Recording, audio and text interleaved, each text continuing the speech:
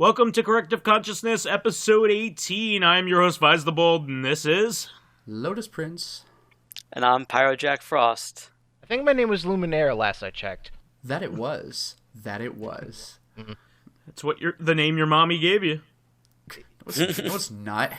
It is state officiated and everything. It's on my YouTube channel. That makes it real. Anyway. It is on the internet, visually verified. Yeah. Makes it real, yeah. Mm-hmm. Anyway. Well, this week we actually have Luminaire on, so for a second time here, so I'm very happy to have you back on. Like I said, that's my name to be debated based on the state. No, it's nobody's going to debate that. Everyone knows his name is Luminaire. Anyone who doesn't, does now. If you've been on the internet long enough, you know anyone will take contention with anything. But yes, no, it is no, nice. They won't. Oh, no. No. Yes, nice to be back. It was so much fun the first time. I'm glad to be back again. Great. Well, we just needed some way to fill up dead air, so. That's not nice. It should have been left dead. Jeez. Well, anyway, guys, enough of bashing our best friends. Turns out Vyse is horrible. My God. Yeah. You all knew it. So anyway, yeah, well, I think we should go into the thick of things, like, just ready to go. So, Lotus, why don't you take it away first? Okay, well, here's the good news. Remember how brief I was last time? Like, I had, like, a throwaway sentence or two?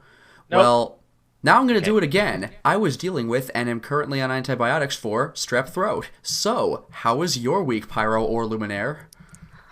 Less streppy. Luminaire, why don't you go? Less streppy. I mean, if you really want me to throw something in, then, yesterday I watched, Guardians of the Galaxy on TV, so I saw the movie for the first time. Yep, and the day before that, also on TV, because FX is just playing a bunch of Marvel stuff, I saw Captain America Winter Soldier for the first time, and it was also fun. Finally. Yeah, well, yeah. Like, these are movies I didn't quite care enough to see in theaters. Guardians of the Galaxy I actively avoided. Like, a lot of Marvel movies... Like, if someone asks me, I'll go see them. But Guardians, I just did not want to see because it looked like it was trying too hard to be weird. Like, whoa, there's a tree. Whoa, there's a raccoon. Like, it's so wacky. And I'm just like, shut up. I mean, it actually is a really... Was. What was it? That's what the old comic was. No, I know, but like it just looked like it was trying too hard to be weird, and I'm just like, all right, I don't care. I mean, it is a good movie. I didn't think it would be a bad movie, but like just the concept turned me off because it just looked like it was like Marvel's so weird. Nothing's weirder than you on your own. That's true, but it was really fun. I'm quite used to it. I mean, of course it was fun, and Winter Soldier was fun. Actually, fun fact about Captain America: Winter Soldier, when It actually took place in the spring. Anyway. Yeah, it was not in the winter. That much is true. But that's how we beat him. No, this is actually it all melted. He had a little spring in his step. Boo. No, it was actually really funny though because Pyro and I were at Vyse's place, just hanging out one evening, and there came up the question of whether we would rather go to the movie theater and watch Winter Soldier when it was new, or whether we would not spend money and just stay in and watch Vyse's copy of Takashi Miike's Dead or Alive. And we unanimously voted for the freaking Miike movie, and we did not regret our decision. Nothing against Winter Soldier. It's a great movie, but man, Dead or Alive... I was going to say, the temptation to not spend money is strong. Yeah, well, I mean, we did kind of spend money. We ordered in pizza, so it's like, would you rather not move your ass at all and have pizza brought to you and watch Dead or Alive? Yes. By the way, Dead or Alive, I will say this. You can look up the ending on YouTube easily enough. I'm going to say two things about the ending. One, it is, and I say this seriously, it might be the greatest ending of any movie. Like, I'm not joking, but this is going to sound like a cop-out, but you need to watch the whole movie to really appreciate the ending, just because the ending doesn't gel with the rest of the movie at all. So if you just watch it, you'll be like, that was weird. But like, if you've seen the whole movie up to that point, you'll really appreciate it all the more. I think that applies to most movies. You'll appreciate the ending if you see everything. Yeah, but this movie... I know, but it's just the way he said it. It's just like, I know, but most movies... No, but there are some clips you can post online. Big Man Japan's like this, too. Yeah, like there are some clips you could just say, hey, look up this crazy clip on YouTube. You don't need to understand what's going on to really, like, appreciate why it's funny or why it's cool. But with this, you kind of really feel it all the more if you've seen the whole, like, hour and a half building up to it, and I won't explain why because you need to see that movie. I truly feel dead or alive with this ending. And again, I'm gonna repeat, it's Takashi Miike's Dead or Alive, so it's not the movie based on the video game, the fighting game. Oh dear. Oh my. So so I watched Marvel movies on TV while I was dealing with strep throat and having pain swallowing. So that was a fun weekend. So how about other people's weeks? I went to class. Yeah, there you go, right? Well, I like class, and yeah, but it's just like that's what I did. I mean, it's not many programs are like this. In this program, it's classes for 2 weekends and like 9 hours on either day, which is honestly fine by me. I like it that way. I can handle it. And it's the class is Sex and the Law, and I listened to the entire Supreme Court debate on when gay marriage became legalized, and just listening to the minutia and the good and bad arguments for and against was just honestly really interesting to listen to. And was there any mention of the song "Stop in the Name of Love" before you break my heart? I think that was what made it pass. If you were there would have been. Because he is the law. No, but I have nothing more to add to that. Well, Pyro. Okay, so I guess I'll talk about. You what didn't I even did. play Dead or Alive, or I mean Call of Duty. Yeah, I was gonna say, Luminaire, really? You didn't play Dead or Alive? Like, I mean what? the new Call of Duty game. Yeah. You always play the new Call of Duty game. Oh, honestly, no. This is the studio that made Call of Duty Ghosts, which was horrendous, and I am purposefully staying out of this one. Actually, real quick, Luminaire, I know you're not on Facebook too terribly often, but I don't know if you might not have seen my post on it, but somebody had posted to Angry Joe after Angry Joe had made a rant about what a poor job they did with the PC release of Infinite Warfare. I just saw that, and yeah, I know what you're talking about. Yeah, not the quality of the game, by the way, but like how they did a terrible job releasing it, in that apparently it's divided among Steam users and some other users. I forgot what it was, like Steam. The PC user base, which is already the smallest user base between for Call of Duty, it and consoles. Now Steam downloader user base is divided amongst people that buy the physical Windows copy. Oh, that's what it is. Yeah, it doesn't even make sense. So like it had a really poor launch, which was like maybe like 15 or 16,000 players, and for Call of Duty, that's freaking nothing. And the thing I posted today was that something that somebody posted to Angry Joe, like, you might find this interesting, and it was showing that Call of Duty at the time of the posting had fewer players on Steam than Farming Simulator 2017, and it's just like, oh. No, that makes sense. But to be fair, both Battlefield 1 and Titanfall 2 have come out within like a week of this Call of Duty game at the same time, and those are divided big. the audience. Yeah, that is huge competition. And to be honest, I heard Titanfall 2 is like pretty amazing. I hear the one-player mode is really good. I downloaded that today. Honestly, I only got to spend a half hour playing it so far, but I am itching to get back to it at any point. I want to play it definitely. When I don't play that, I am still enjoying the hell out of Overwatch. So Like that's how good the competition is right now, and Call of Duty has not been pulling its weight lately. Oh, speaking of Overwatch, I saw something really funny. Apparently, there's a butthurt group of console players who say that, like, if you use a keyboard and a console, or excuse me, a keyboard and a mouse, and attach those to a console, you're cheating. And it's like, number one, no. And number two... You could buy them, too, if you wanted. Well, buy them, like, you have keyboards and mice. Plug them in. Like, as long as they're USB, can't you just do that? Certain games do not natively support keyboards and mice on consoles. But not every. But if this one does, then like shut the hell up. Take your own keyboard and plug it in. It's not like you have to go out and buy like a PS4 keyboard. That's just a bunch of bitching.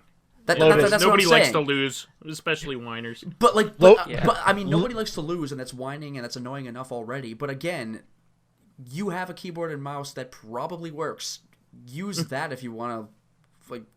Keep going and no, I just like the idea of Lotus Prince of multiplayer. Prince, I want to lose on purpose. Yeah, Lotus Prince of multiplayer tells him how it's done or how it should be done. If you're bitching about if you're bitching about them using a keyboard and mouse, like, and you're typing this with your keyboard and mouse, it's like, no, that's on you, dumbass. Remember who? What do you think, like Luminaire? these. What do you think of the new character? Oh, Sombra. Well, design-wise, she's awesome. I really like the diversity of the roster itself in Overwatch. Yeah, so do I. But She I haven't looks like gotten Lara from Street Fighter. Yep, a purple Lara. But I haven't gotten to touch her. I've only heard things about her, so I have no idea. Obviously, you can't touch her. She's not real. 2D. I can't shoot with her yet, and so I don't know how much of an impact she will make on the game, but conceptual-wise, at least, I think she's pretty damn awesome. Do you have any idea what kind of character she is? Well, it's debated if she's attack or support, because I believe she's support. Right. She her angle is she has a lot of hacking moves. So compared to other characters, she can, like her ultimate, she can disable people's shield. She has an ability where she becomes invisible and moves faster. But if that's the kind of thing I was looking for. It's perfect because for those of you who don't know, Sombra is Spanish for shadow.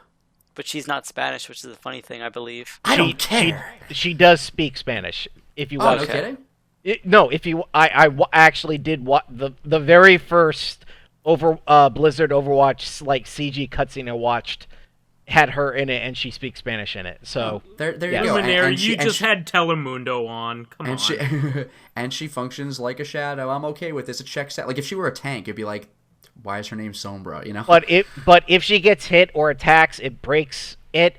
But I think one of the disputably most broken abilities is that she can, in certain areas of the game, there are health packs that spawn. She can hack the health packs themselves so that enemies can't access them for a certain amount of time, or they respawn at triple the rate for your team. Jeez. And, it almost reminds me of Deus Ex, where you could hack the alarm panels so it like just hurts an enemy if they touch it or something like that. What doesn't remind you of Deus Ex? Anyway. No, what doesn't remind me of JoJo? Deus Ex? Girls, they all are good points. Yeah, they're all JoJo. You can all marry me. Yeah. Well, anyway. Yeah. Anyway, so like I said, I did find a list that Vyse, I think you in particular will get the most out of and could potentially answer, but I did purposely keep it a surprise for everyone. But it is a list of the top 15 rarest and most valuable video games ever made. Okay. Well, here's the game. thing. I've seen a page like this. Here's a question. Is this going to be some bullshit where it was like some collector's edition of something that you're never going to get, or is it like the game is valuable? Some of them are. Because it's like that one collector's edition of Uncharted 2 I or know 3 most that of they only them. made 3 of. It's like, whatever. So, are you verifying current prices on eBay to check to see if the market's changed? I think not. Well, no, like no. To answer that, I have seen stuff where it's like your old stuff may be worth more than you think. This Game Boy is being sold for $500. I'm like, no, it's not, because no one's bidding on it because no one's gonna pay $500 for a fucking Game Boy. It's like $20. All right. Well, to be fair, and I won't say what site it's from so that you don't look it up and you get to cheat. But the article did come out just within 2 months. Okay. And it uses estimated prices based on the range of what they sell for. So some of them have a minimum to maximum price of what they sell for. But yes, there are some limited editions in here. They gotta have. I can guess. I know a few of them. I know the number one. Collector. I don't think it's on there, but collector's edition of Hyrule Warriors Legends, not Legends. On there. Collector. I know it's not on there, but collector's edition of Hyrule Warriors in America's got to be like super expensive. It's not even close. Yeah. That's just it. Do you want me to go 15 through 1, or do you want to make some guesses first? No, I want to make some guesses. I want to see how many of them I can get. All right. I have no idea. What is number 1? Do you think? Number 1 in stadium events. No. I don't know of any game that's sold for more than stadium events. I'll get through the list, but now I'm just immediately interested that you didn't get it. Wait, this is not. Is it part of the top 15 at least? I have to double check. Because if not, this list is bogus. This is bullshit, man. Well, sure, but I mean, it is still just fun to see, like, if you can, or like complete in box, like a big box version of Fallout 1. I would have said like like Mega Man Legends or Tron Bond is on there somewhere. No, Tron Bond's like $400. You could do more expensive We're talking than that. about obscure stuff. Like Stadium Events is like okay. a game that shouldn't have even been released because it was a game that was repackaged. It became World Class Track Meet, which is a much more common game. They're gonna have stuff that like not the mainstream has heard of, but like the people who pay attention to this stuff have heard of, but it's not too obscure for them. So it's gonna be like Little Samson for the Nintendo or something. Right. So like, to be fair, no list is definitive, of course.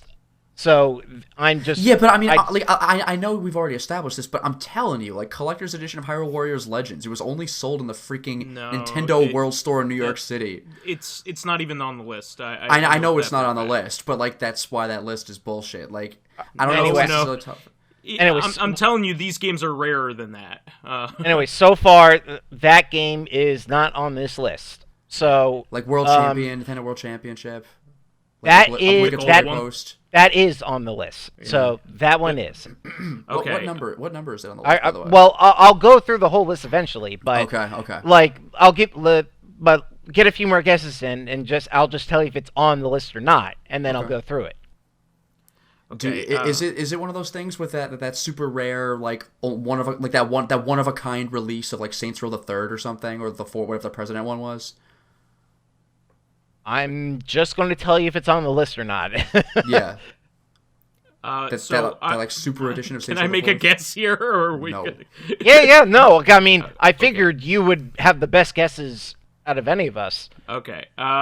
The limited edition of Elemental Gearbolt is up there. It's in an attaché case with a gold like gun con. Is that on there? Jesus. I don't see that. No. That one's talked about quite a bit. How about that Atari game with the sharks in it? I forget what that one's called. There are a few Atari games on here. I don't know if it has sharks in it specifically.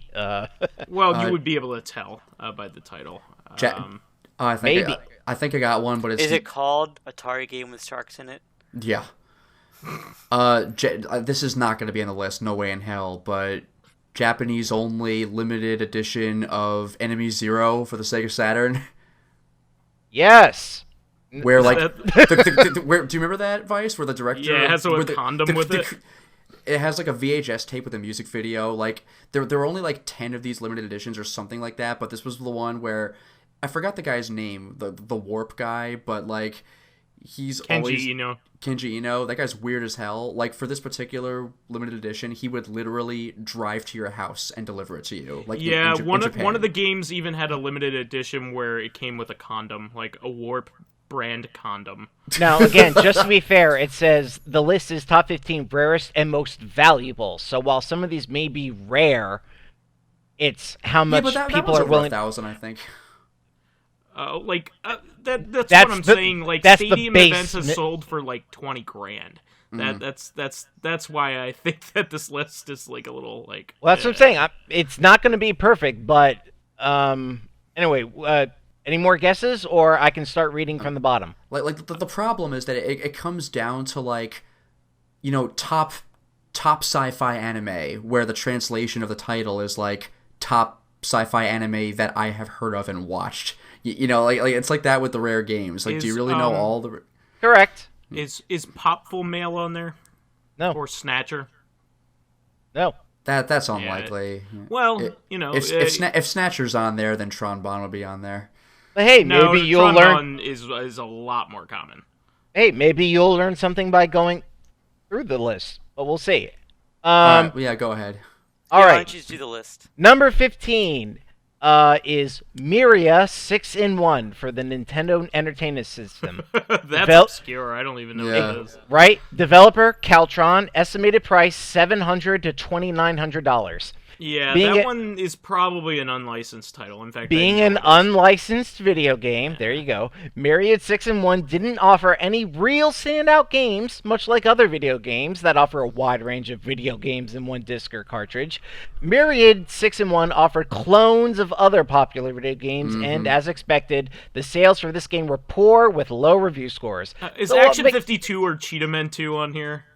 Thankfully, no. Okay. So what makes this game so rare? Myriad obtained these video games and repackaged them back when Caltron Industries was going out of business. Despite the packaging, the games still featured Caltron 6-in-1 video games, making the Myriad 6-in-1 video games are becoming a gem to pick up for video game collectors, but that does come at a pretty hefty price. Yeah, this is in that sector of collecting where I'm like, why is anybody bothering? People get these to have like a complete collection, but not because they actually like these things. Yeah, this one's claimed to fame is specifically that it's mediocre at best. It's like, okay. No, honestly, when I looked through the list in terms of games I would actually like to own and play, the number was 1 out of 15. So just to give you an idea, that's usually how it goes. Exactly. Anyway, number 14, Karate for the Atari. Ah, jeez. Great. I had no way of knowing that one. Ultravision. Estimated price, $2,500 to $4,000. For those familiar with Atari video games, may be surprised to see Karate on the list, or Karate. Anyway, the game is widely known and a common title, but that is depending on who released the video game. Oddly enough, you do Kung Fu in it. Yeah. The common publisher for Karate is Froggo, but the original publisher of the video game is actually Ultravision. Yeah, Froggo. This version is a bit rarer to locate, but other than the publisher difference, the Karate titles between the two publishers are exactly the same. Yeah, see, that's what's annoying. It's almost like 2 in a row you've given where it's like, what's actually expensive? Like the label on the cartridge. Other than being a rare find, Karate is also known widely to be one of the worst Atari 2600 video games of all time, which may come back to a shock seeing how Karate could bring in $4,000. Yeah, most of these really rare games are from really obscure, unlicensed companies, and that's why they're there are so few copies of them produced. Well, as I said, nothing to do with information on them is very scarce. Nothing to do with quality, almost entirely. But it is still just as pure trivia factoids. Oh yeah, sure. It's fun to know. Most of these are also like not Japanese games. Like they're either usually American or like Taiwanese or like Chinese or something. Correct. The majority of these are NES and Atari games. Yeah. All right. I would imagine so. They have the biggest collecting basis too. All right. Number 13, Gauntlet on Atari. Developer Answer Software. Estimated price $3,000 to $5,000. Huh. This isn't the Gauntlet that most people are familiar with on the Atari. Instead, this Gauntlet was developed and released by Answer Software. What was the question? Who knows? Do they have a Gauntlet on Atari? Was the question? No, I threw that in there. Gamers take the role of Robert Wittenbottom, where he runs his own gauntlet in a tribe to prove his manhood. Throughout the game, players I'm quoting it here, various obstacles, otherwise your character will lose health and eventually die. What makes the game rare and valuable is that this is another mail-order-only video game. For those who ordered the game, Answer Software sent in a cartridge and manual only with no box. Sales for this video game have now reached up to $5,000. Oh, wow. I think Power Strike was like that. The original Power Strike was for the Sega Master System is like that. It had like a black and white box, though. Yeah. Now, here's one I think if you think about it would make sense. King of Fighters 2000 for the Neo Geo. Okay, I understand that one. That was one of the last games produced for the system. Mm-hmm. Estimated price? Take a guess? There were like 4 of those, I think. I think there's 4 verified copies of those. Jesus. Yeah, same thing with the Japanese Genesis Tetris. Is that on the list?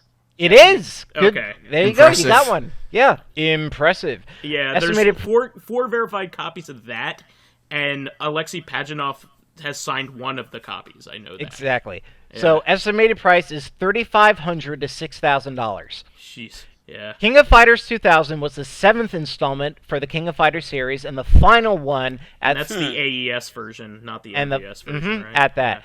Developed by SNK before their bankruptcy, the game is available for the Neo Geo Arcade, Dreamcast, and the PlayStation 2. Playing out as a competitive fighting-style video game, KOF 2000 wrapped up more of the story after the events of the previous tournament in the King of Fighters series. Only 100 copies have been confirmed worldwide, and sales of the game have only ever been present through online auctions. Since only 100 copies were confirmed, the release in North America was very small, making the game one of the rarest titles for the Neo Geo in North America. Yeah, so, like, just to give you a background, the Neo Geo console was always kind of a rare fringe thing, and all the games always cost like $200. So, like, this was at the very end of its lifespan. I think it lasted like a good 8 years. It was like 92 to like 2000 right there. That was like one of the very last games, and the original version of SNK had folded at that point, and I believe that game was made by a Korean developer that had taken over SNK at that time. So yeah, I think this was right after the death of the Neo Geo Pocket Color as well. So it's right around the same time. Yep, pretty much. See, it's like once I bring these up, you're like, oh yeah, I can explain why that would be on the list. Yeah, but it's hard. I just forgot. It's hard to guess beforehand, to be fair. All right. I know the story behind a lot of them. Exactly. What number am I up to? 1, 2, 3, 4, 11. Okay. 1990 Nintendo World Championships gray cartridge. Specifically, the gold one's probably later. Yeah. Developer Nintendo. Estimated price $5,000 to $8,000. I can't really talk too much more about the Nintendo World Championships again. Just like the gold version of the Nintendo World Championship cartridge, the gray version are a little bit different. Both the gold and gray offer the same boards and details, but the gray cartridges are actual video games that were played at the different tournaments. These cartridges were given out to winners, making them rare, but not as rare as the gold version copies of the game. The gold one were trophies given to the winners. Yep. A total of 90 gray carts were given out, with only half of them accounted for, which means you very well may stumble upon the cart out in the wild. Throw a Pokeball at it and hope you get it. I imagine there are other competition carts on here as well, as like with the Donkey Kong Country one, or the like Star Fox one. Yeah, are they on this list? Mayhaps. Okay. I need to go through it again to see. All right. Well, this one's interesting. So, for anybody who doesn't know, I think a lot of people talk about this, but they don't actually talk about the actual game on there. I don't know if you guys actually know about it, but I think most people know of the NWC, but not that the fact that there are two different cartridge versions. Yeah, weren't the gray ones like numbered? On the cartridge? Do you know what's on the cartridge? It's not numbered. I think the later one goes into it. Oh well, I'll just talk about it. Go for it. Yeah. So there are 3. I've played an actual one. I've played a real one, the gray one. So it has 3 timed games on it, and you play a round of Mario. Yep. The original Super Mario Brothers, Rad Racer, which is a Square Enix game of all things, or a Square Soft game rather. And it's basically Outrun, but for the Nintendo, and Tetris.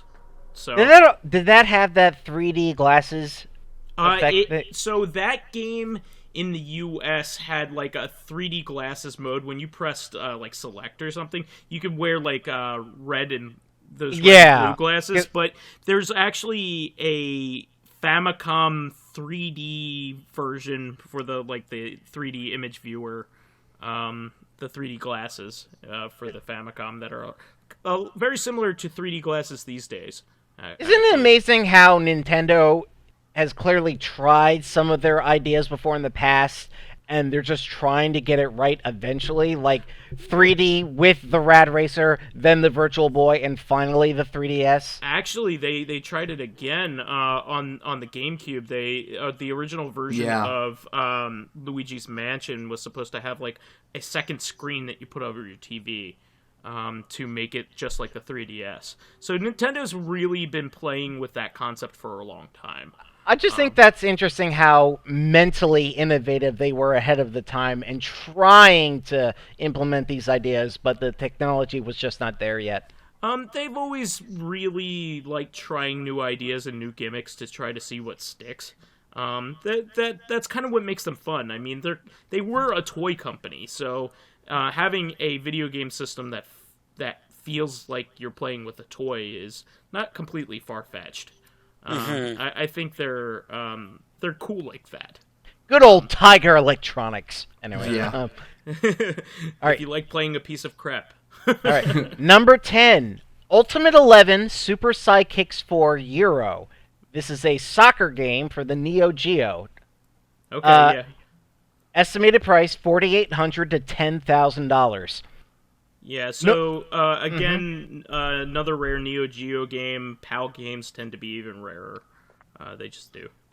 Known officially as Ultimate 11, fans of the series has dubbed the video game as Super Sidekicks 4, as it's the 4th title from the franchise. For those unaware, Ultimate 11 and the Super Sidekick series is a soccer-based video game for the Neo Geo. The game plays out similar to the past installments in the series, with different regions ranging from Europe, Africa, Americas, and Asia.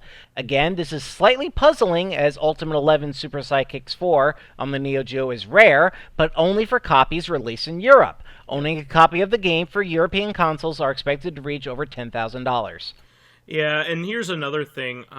The Neo Geo community is very tight-knit and also willing to pay for exorbitant amounts of money for the stuff that they love. So there's like a lot of counterfeit stuff going around. So a game like that, you have to really see in the flesh before you buy it. Or know somebody who has a really good reputation for selling good stuff. Because there have been fakes going around about like the ones on the high end, like these ones, because they're worth thousands of dollars.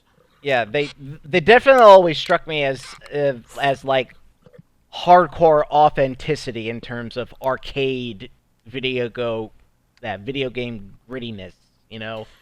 Well, the SNK games have always been a lot of fun. Like SNK sports games are always my favorite. So like even golf games are a lot of fun. They're just like action packed and fun to play. Like Baseball Stars is a blast. Like all of their games like that are really good. They're not like very simmy. They're not realistic, but good. Anyway. they're good and fun.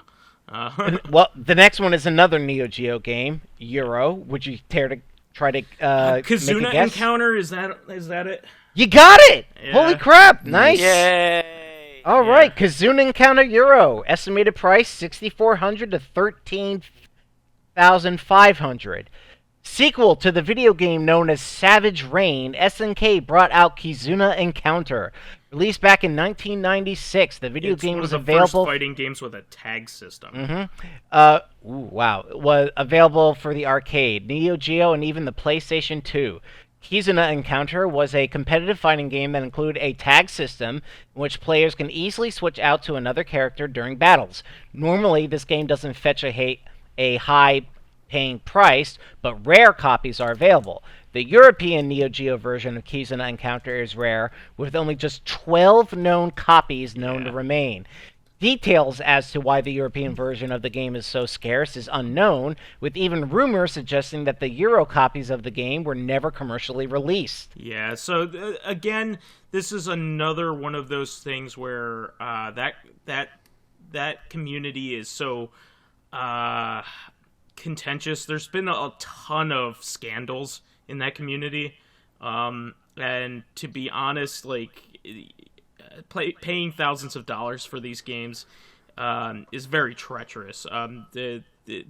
Probably more so than any other community, there have been fakes and all kinds of different drama, and who knows, there might even be a guy out there with 20 of them. This kind of thing happens a lot. Right, I mean, supposedly only 12 release copies? That's insane. Yeah, but think about this. It's kind of like a stock market kind of thing. Some of those collectors just sit on their copies, and they don't tell anybody that they have them. Yeah. So you can only tell that there are 12 copies because those are the 12 copies that are floating around. So there might be 20 of them somewhere. There might be a pallet of them somewhere. I would totally buy that. Yeah, but somebody might be sitting on it. Somebody might not know what they have. There might be an entire warehouse full of them. Who knows? Like that guy that stumbled upon a warehouse of Cheetah Man 2 cartridges. Exactly. It's happened with TurboGrafx games, too. TurboGrafx games are also worth a lot of money, the US ones, in their original boxes and sealed. There was like one scandal that went around. There was an extremely rare game. I forget what it was called. Not a very good game. Again, not a very good one. So most of these aren't. This guy released, good, found like a whole pallet of them, and then posted one on eBay. But in the background were the rest of the pallet of them. And people were like, "What the fuck, dude? Like, you have a whole pallet of them."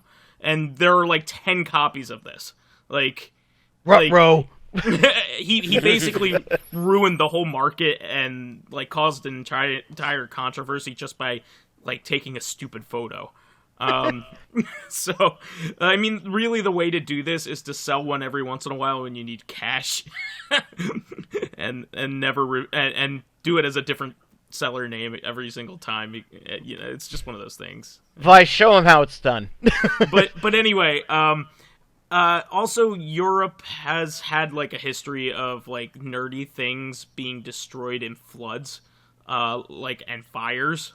So like the original sets of like the Wallace and Gromit movies and like all the original like figurines all burnt down. Like the original films of all of the original seasons of Doctor Who were all destroyed in a fire. Just so Miracle Man. Was it a fire, or did they just delete them because they needed the space? There are different stories. Okay, there might be a combination of things. Through those fire and flames, they could not carry on. They actually, here's a good thing, a good story. Actually, they just found the majority of the lost episodes of Doctor Who in like a South African like television studio. So that was kind of cool. So are they called the found episodes now?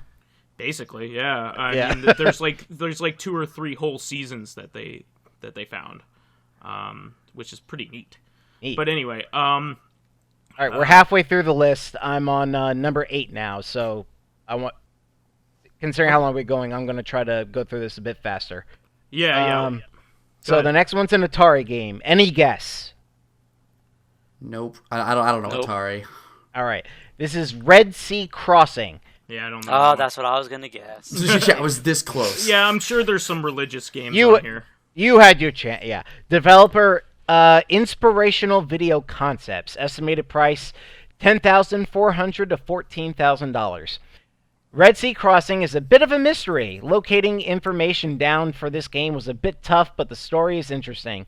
Developed by Steve Slack at Inspirational Video Concepts, the game was advertised in several magazines. From those adverts, Red Sea Crossing was a video game that also came with a coloring book and an audio tape. Over 100 copies of Red Sea Crossing was made, though only 2 have surfaced, which didn't come out to public until really the early 2000s. I think I heard about this too, and nobody has the tape. From those 2 copies, neither came with the coloring book nor an audio tape.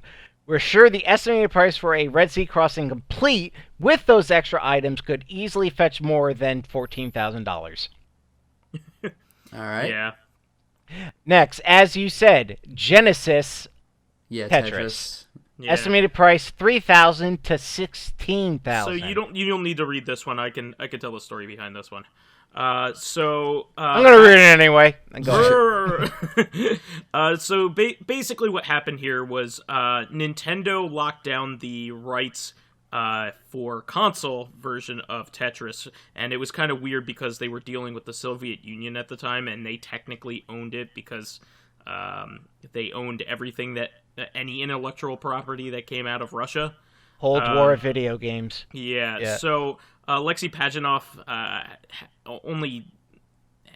he didn't get the good Tetris money until after the Tetris boom, unfortunately. Yep. So what had happened here was Atari was the first one to license it in the United States, but it turns out they had only gotten the arcade and computer rights. And so, therefore, Nintendo was able to get the console one. Atari tried to put out their version of Tetris, Tengen Tetris, and that got pulled off of shelves because they got sued. And meanwhile, Nintendo in Japan sued Sega for coming out with their version of a console Tetris on Genesis, while at the same time, Sega had the arcade rights in Japan.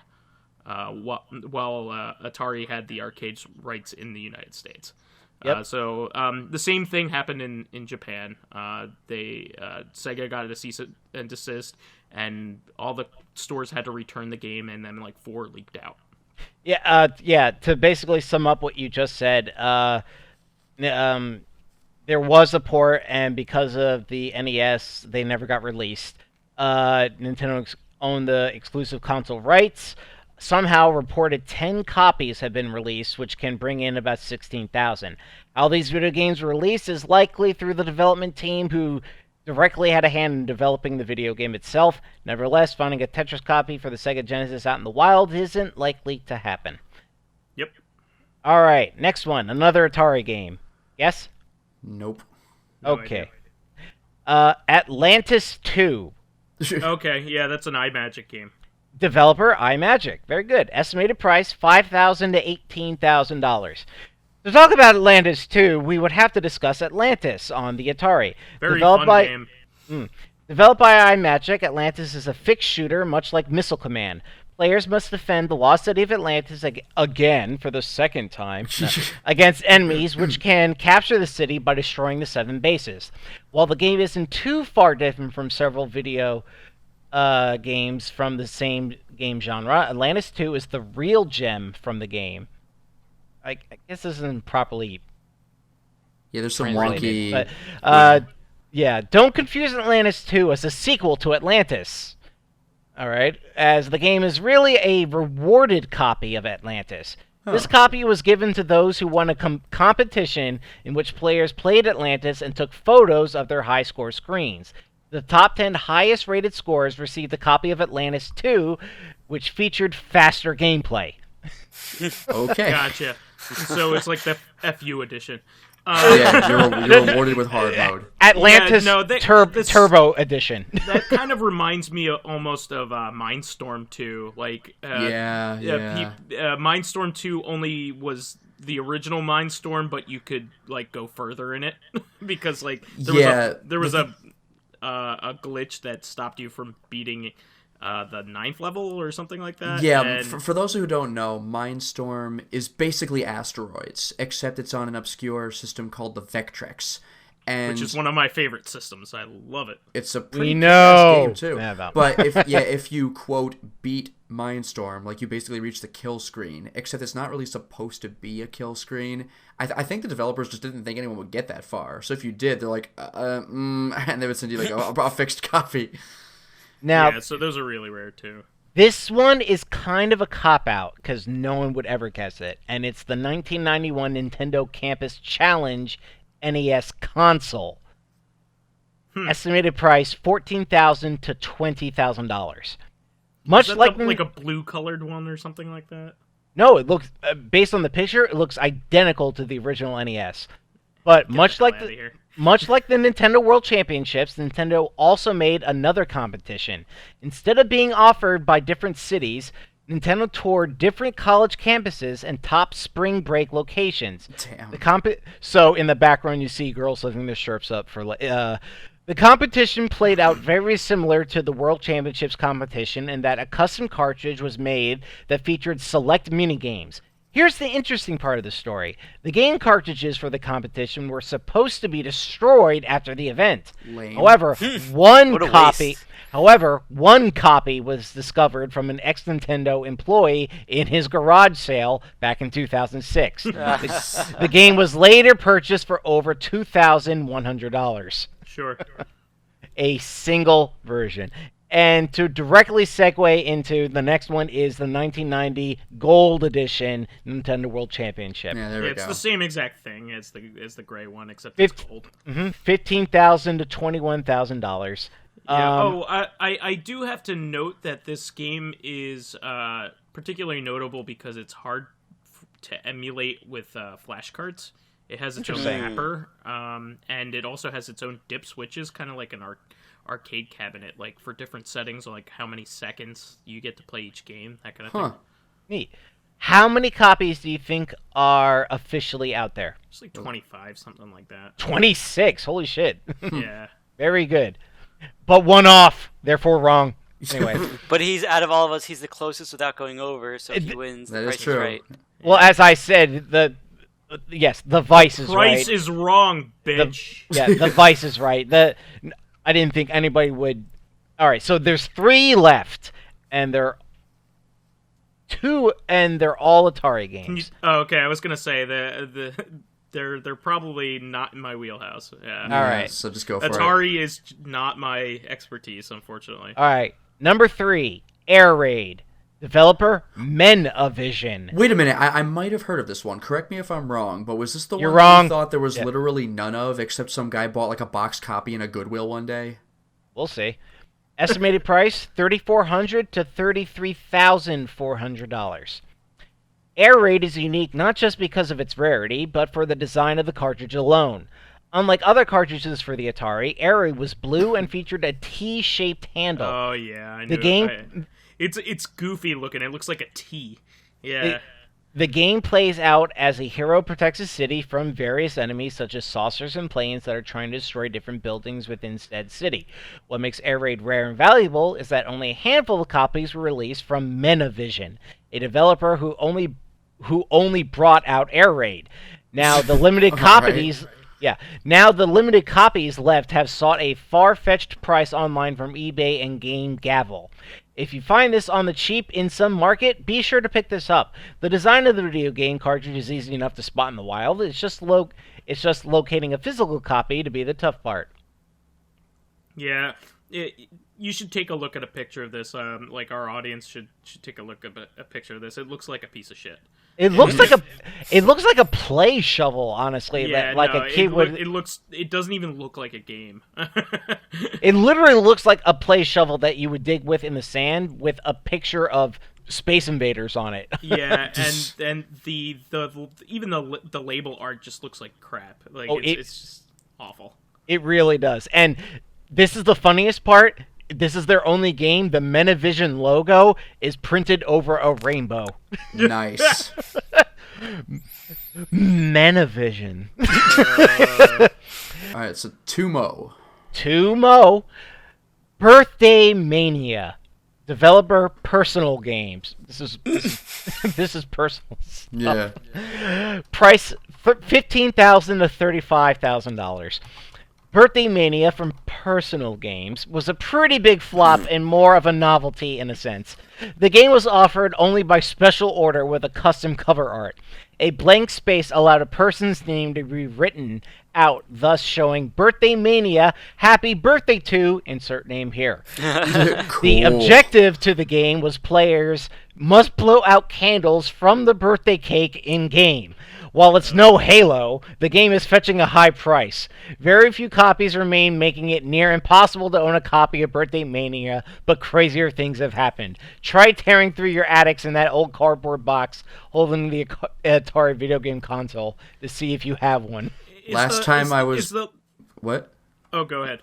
I was going to say, last time I was blowing out candles in a video game, I was stressing my freaking brains out over that horrible wedding cake boss in Super Mario RPG. Bubble Ghost. No, blowing candles out. Oh, did you do that Bubble Ghost? Yeah, you could blow them out. No, I just remember that wedding game, cake boss in Mario RPG. It's the worst. Oh yeah, I think so. Yeah. I just think it's funny. The whole point of the game is to blow out your own birthday candles. Shouldn't you only be able to play this game once a year? Yeah. Anyway, and it's the last one, like the Coke Wars or Pepsi Wars. Nope. Okay. Number 1. Gamma Attack. I don't even know that one. All right. Developer, Gammation. Really? Yeah. Nice. Estimated price, $20,000 to $50,000. This may not come too much surprise, but most of the highly priced video games in our list are for older video game consoles, if you haven't gathered by now. With that said, you can expect a number of Atari video game titles, our first being Gamma Attack. Developed and programmed by Robert L. Eskin Jr., Gamma Attack had very few game cartridges released, with only one original copy believed to be the last one of existence. The game is said to be worth up to $50,000, making it one of the most rarest video games ever created. Rarest? Where did you go for this list? Yeah, I was gonna say, you know what the most valuable thing of all is? Some freaking grammar. Yeah. It's like, is this the most rarest game? Wrong. It's even more rarest. A few years ago, the original developer re-released 100 more copies of the game on eBay. But yes, there you go. That's the list.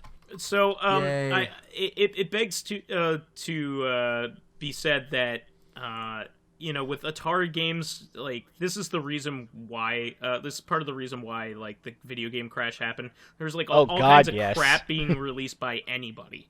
And so, that's why you have, like, barely any unauthorized games are ever made anymore. And they stopped, I think the last unauthorized, like, console game that I can even think of, are probably just like the fans Dreamcast games that have been made, but like nothing really past that. You know what I mean? And all things considered, it's kind of interesting that only one unlicensed NES game is on this list, and we know that there's a lot. Yeah. Like Vyse, even with the unauthorized stuff you were saying about though, like even that is done with the understanding that it's like a fan game for a dead console. Like, unauthorized, like, you don't have the right to make it, but we're putting it there anyway, damn it. Like, the last one I could think of is, like, Super Noah's Ark 3D. It's just like... Yeah, I was gonna say that. That's the only... I was gonna say before I thought about it, that was... Yeah, because Sega wasn't like, hey, wait, you can't put that on our Dreamcast. It's like, Dreamcast is long dead. Do whatever you want, man. well, no, like, during the Dreamcast life, there was a couple fan games. There was, like Cool Herders, which was like basically like Bomberman but with sheep. It was just really weird. But yeah, there's been their fair share of fan games. Now it's just like it's called homebrew, but like before the internet was distributing that kind of stuff.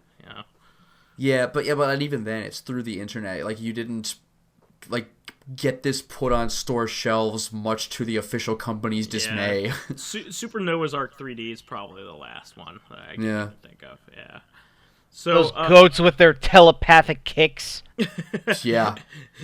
So anyway, so Pyro, really how cool. was your week? Yeah. Pyro, what did you play? Well, since I finally beat Tokyo Mirage Sessions, I've been able to move on with my life. Oh, so you beat God. Actually, he's not the boss of Mirage Sessions. Oh, okay. But he's in there. Yeah. So I was playing a few different things. I mean, I've been playing Lego Dimensions a lot. Just because I like Legos and collecting things and wasting money. Also, this list should have been right up your alley. Yeah, exactly. What playsets have you liked? So I really only have a couple, but I found out that, because I haven't even beaten the game yet, so I haven't really been buying a lot of them. But I found out that all the stages are technically in the game. So like I really wanted the Portal level because it's Portal.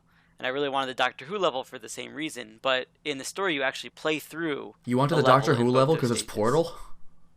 What? You wanted the Doctor Who level because it's Portal? Is that what I said?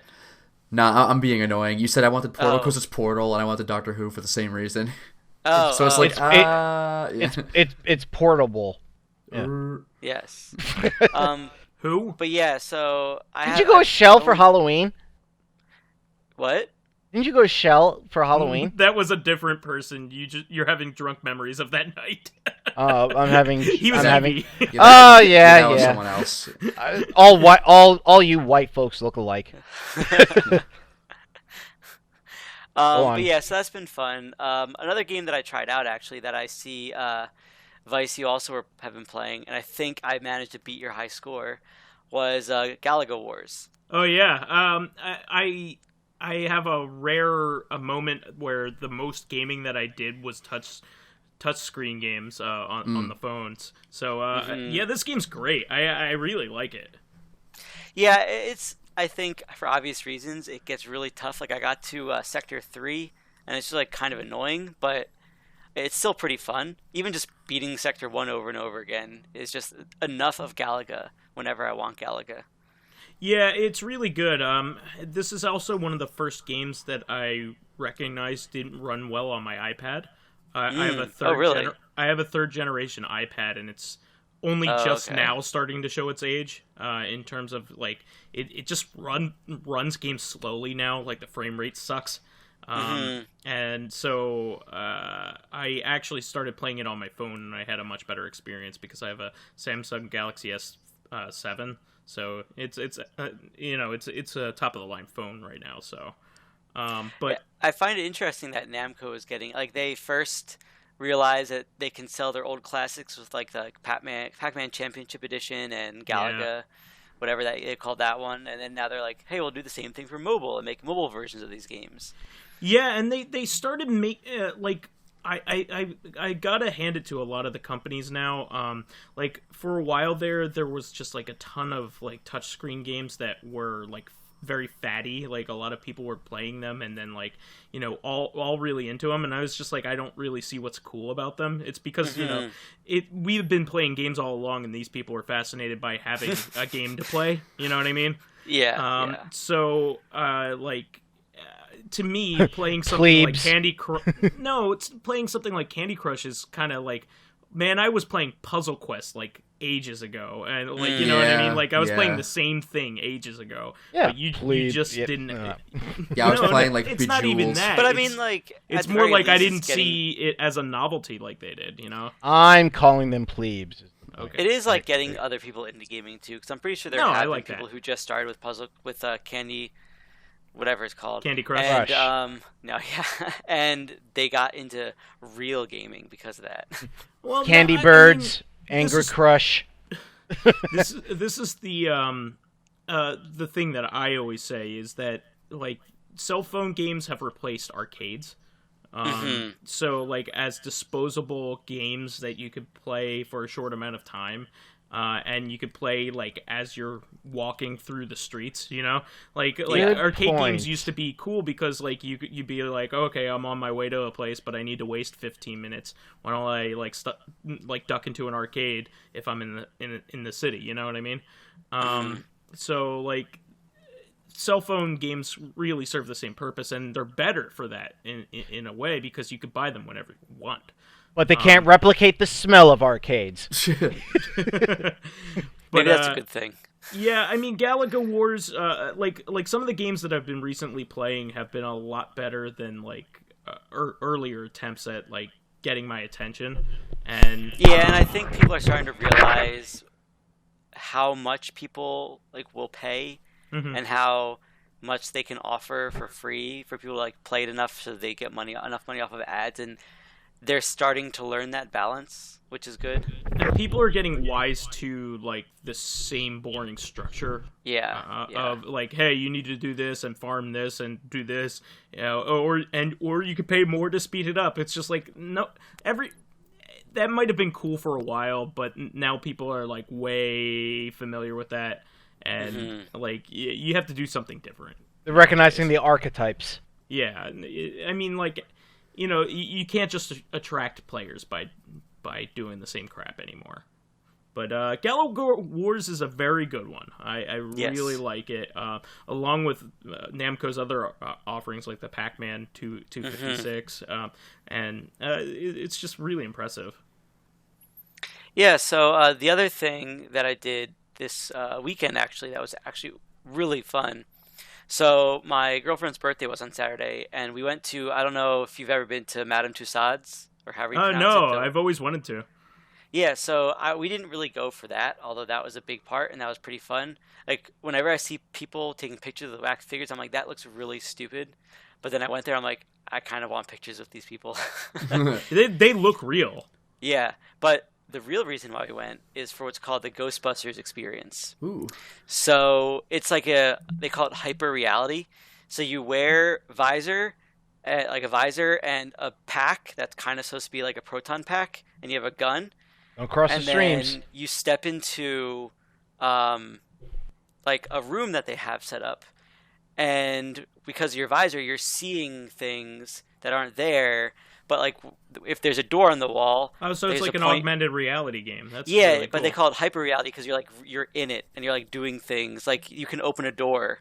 That's to neat. Go farther That's on. Awesome. And it's really weird because it's not perfect. Your characters don't have arms. So that's why it's not augmented, because I couldn't see my girlfriend. I could just see the character she was playing as. Oh, okay, gotcha. Which didn't have arms. So it's so if weird. she were to touch me, it would just be just something touching me that I can't see what's touching me. Which is even weirder because there was one section. You were the ghost. There was one section where I didn't know where to go, and they have people in there who direct you. So I just feel these two hands on my shoulders turning me around to go the other way. That sounds like your girlfriend. But no, it wasn't her at all. Oh, okay. It was because we weren't going the right way. But it's really cool because they have like where you're supposed to move, like you walk across like scaffolding, and when you touch like a metal pipe, like they actually have a metal pipe there that you're touching. And when you walk through a route, like a brick wall that there's a hole in, like if you touch the side, it actually feels like a brick wall. So it actually really feels like you're there. It was really cool. And at the end, when you fight the Marshmallow Man, the Pillsbury, or whatever it's called. Stay Puft. The Stay Puft Marshmallow Man, and you kill him. Pillsbury Marshmallow Man, yes. Yes, when you kill the Stay Puft Marshmallow Man, the room starts to smell like marshmallows. Oh, that's nice. really cool. Yeah. I like it. And then it was you only eat like a his 10-15 corpse. minute thing, and it was really expensive, but it was definitely worth it. It was really cool. Where was it? Was it near Rockefeller Center? It was at Times Square. Yeah, I would imagine it's right around there. Makes me want to do Escape the Room again. That was a lot of fun too. So that was cool. I also saw Doctor Strange, but I don't know if any of you have, and I don't want to spoil anything. Yeah, so no. I'll just Did say you that like it it? was a good movie. Okay. I wouldn't say it's amazing, but as I start watching Marvel movies, I start to realize that I like them. They're not necessarily amazing, Yeah. But I just like the spectacle of the whole thing. Sure. I like them a lot, but here's my issue with them is that they're never ever going to take a risk with anything. So they're never going to kill off a character that's worth anything because they would want to put him in another movie. I was actually talking to someone at the party last weekend, and I was saying to him that I think there are no stakes. we will know how well Marvel can handle the cinematic universe when all these actors' contracts are up. Yeah. They have a few options. They could either pretend that it's the new actor is the same person, and just keep going with. Well, they've this done that a person is couple now times, Tony Stark. like the Hulk. Yeah, Mark Ruffalo. Yeah, but that was before they really had the cinematic universe, so I think they're trying to avoid that. So that's the one option. And War Option Machine. 2 is they just say, you know what, all the actors are done, we're just going to reboot the series again. That's the worst possible case. But I think the option they could take that would show that I would see as them understanding what they need to do is if they have, like, let's say in Iron Man 5, they have a new person taking the Iron Man mantle. Like Joe Smith is now Iron Man. Oh, like in the comics, how they have like a female Thor now. If they did one of those. So a passing of the torch. Female Iron Man. If they do that and do that well, then I have a feeling that the Marvel movie cinematic universe can last for a pretty long time. That'd be cool. Because really, it has to do with the actors. I would say that like it's not sustainable. At some point, it's going to be too unwieldy, just like anything. Mm-hmm. They keep adding new characters and new plot lines and that kind of thing. I'm just imagining how Infinity War is going to work out when it's like everybody in those movies. I did read that after Infinity Wars, they're going back to like single hero movies. They would have to. Like, what do you need to go greater than that when you're fighting a literal god and the fate is the universe? It's like, shut up. Like, where do you go from there? Marvel versus DC versus Mortal Kombat versus Disney. I don't know. Dead or Alive. To me, Dead or Alive, yeah. Those big giant battles aren't the best stories anyway. They're epic and they're like iconic. But my favorite Marvel story, for instance, is Daredevil Reborn, which is actually like one of the simplest superhero tales. Like basically, like the Kingpin is testing Daredevil's will to move on in life if he's lost everything. And that's like one of my favorite stories. It's just really great. The way it plays out is really awesome. Basically, the Kingpin ruins Matt Murdock's life. He freezes all of his bank accounts. He makes all of his friends hate him. And he gets thrown out of his house. And he is disgraced. He can't work anymore.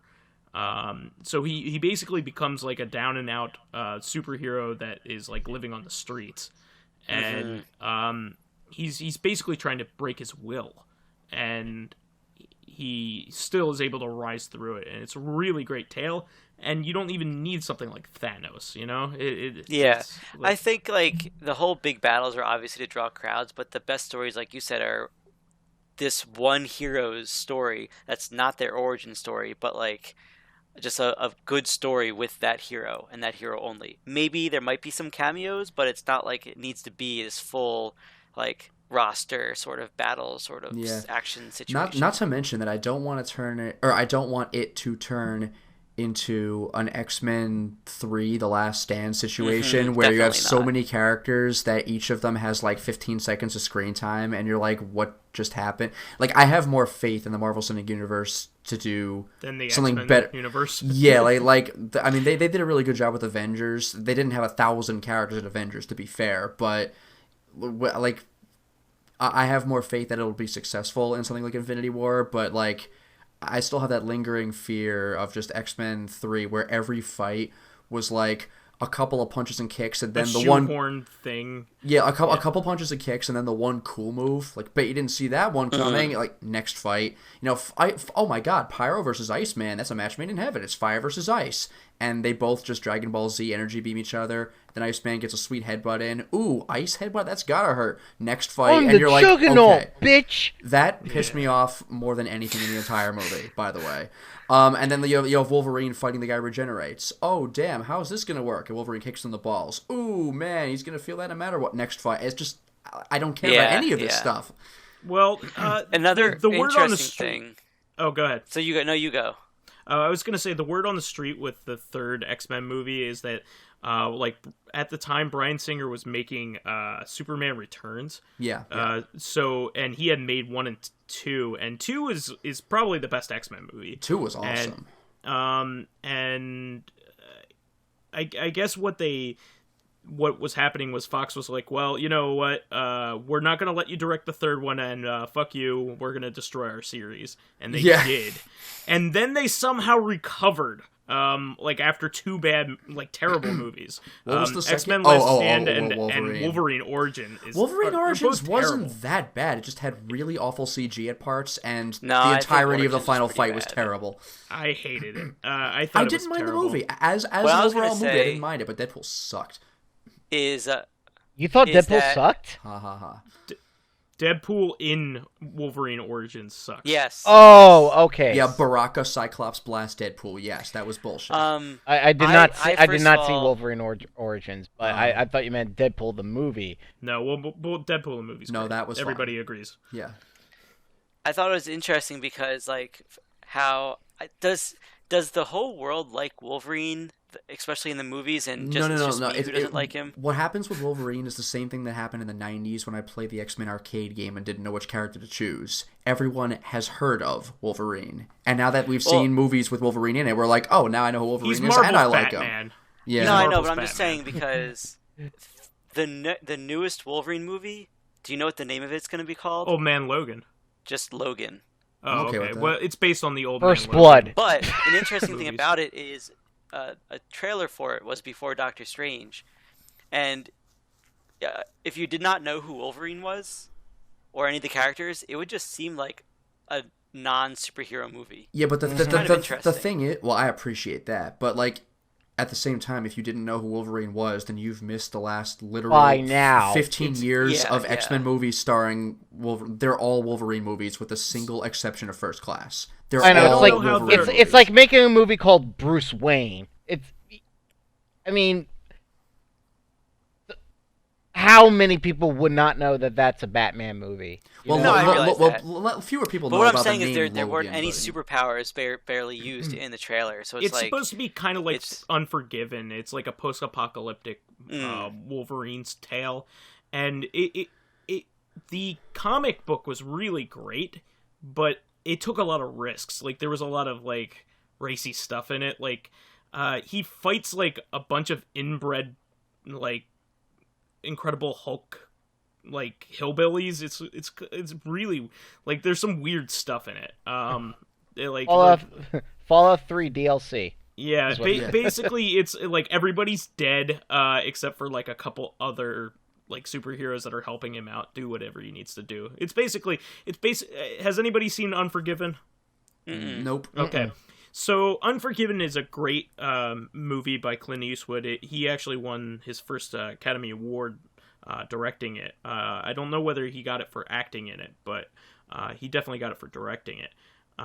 So essentially what it is it's a like a cowboy coming out of retirement in order to and reluctantly so in order to exact vengeance. So he's basically playing a character that is supposed to embody like his entire body of work as a cowboy actor, as an actor who's played these kind of vengeance-seeking cowboy archetypes, including the Man with No Name, but many other characters too. I mean, he was in like